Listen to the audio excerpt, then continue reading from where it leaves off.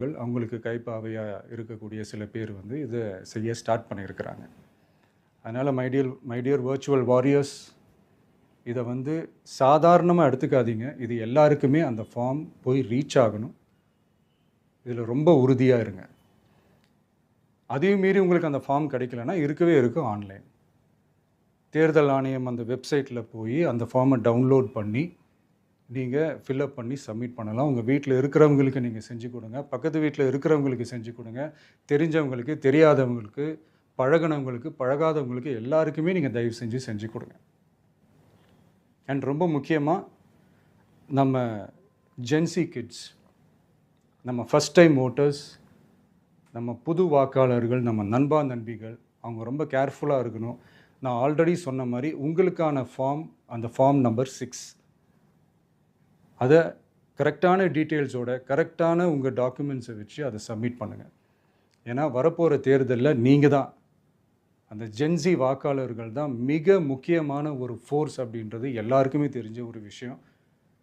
அதனால் உங்களை டிஸ்டர்ப் பண்ணுறதுக்கு, உங்கள் பேரை அதில் இன்க்ளூட் பண்ணாமல் செய்கிறதுக்கு என்னென்ன வேலைகள் செய்யணுமோ, என்னென்ன தில்லுமுள்ளு வேலைகள் செய்யணுமோ எல்லாமே அவங்க செய்வாங்க.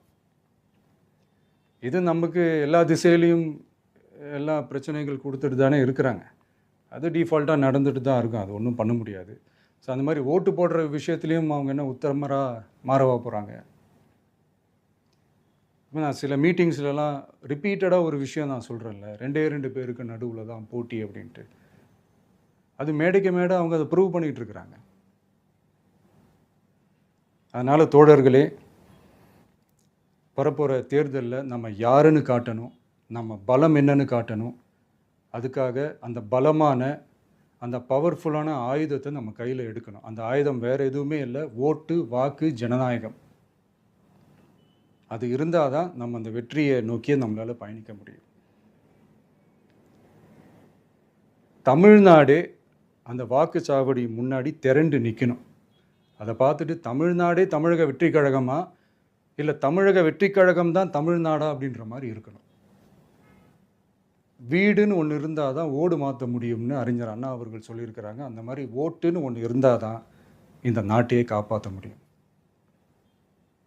அப்புறம் இன்னொரு முக்கியமான விஷயம், அந்த எனிமரேஷன் ஃபார்ம் நீங்கள் ஆன்லைனில் நீங்கள் ஃபில்அப் பண்ணும்போது அதில் ஒரு சில ப்ராப்ளம்ஸ் வர்றதுக்கு வாய்ப்பு இருக்குது. அது உங்களுடைய ஓட்டர் ஐடியில் இருக்கிற உங்கள் பேரும், ஆதார் கார்டில் இருக்கிற பேரும், அந்த ஸ்பெல்லிங், இனிஷியல்ஸ் எல்லாமே ஒரே மாதிரி இருந்தால் தான் அது அக்செப்ட் ஆகும். இல்லைன்னா அக்செப்ட் ஆகாது. அது கொஞ்சம் கேர்ஃபுல்லாக பண்ணுங்கள். அது கொஞ்சம் யூசர்